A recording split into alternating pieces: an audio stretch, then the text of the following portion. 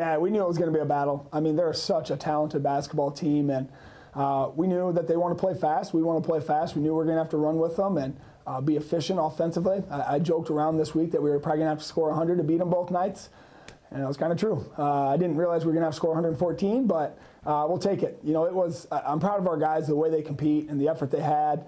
On the defensive end, even though, you know, it was a high-scoring game, we still competed defensively. I thought we took them out of some of their simple actions early that they're so good at running, and then we battled for every rebound. They're one of the best rebounding teams in the country, and we knew that coming in.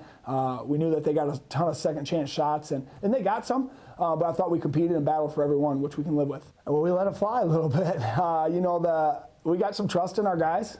We've got some guys that can really shoot it. We got some guys that can really share the basketball, and they play so well together that when a guy gets going, they try to find them, and they did tonight. A couple guys got going, and they found them, and we continue to let that thing fly. We're always going to do that when we're open, and we trust our guys to knock it down, and that's why you put the work in the offseason.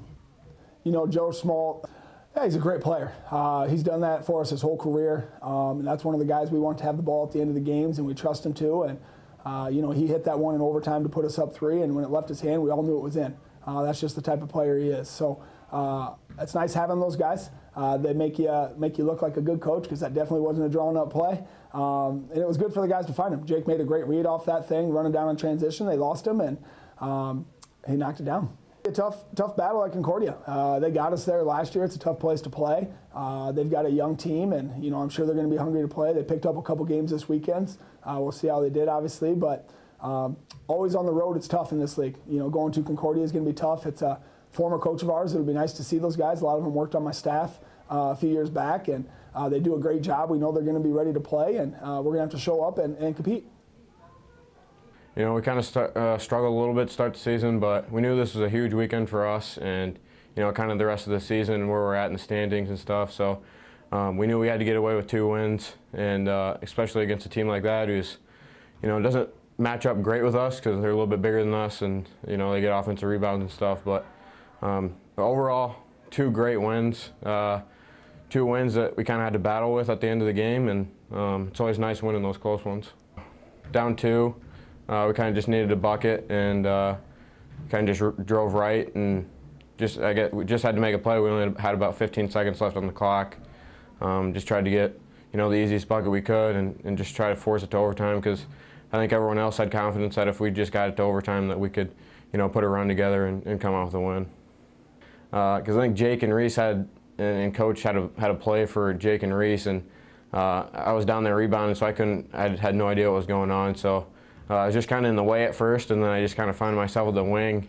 And me and Jake were just laughing because I wasn't even really ready for the pass, and Jake just kind of yelled at me and passed it and said, shoot it. And I guess I was open. I didn't really realize it at first. And, you know, but, you know, those guys are confident in me. If they tell me to shoot it, then I'm going to shoot it. And, you know, I'm confident enough in myself that, you know, any shot that I put up is going to go in, especially late in the game like that.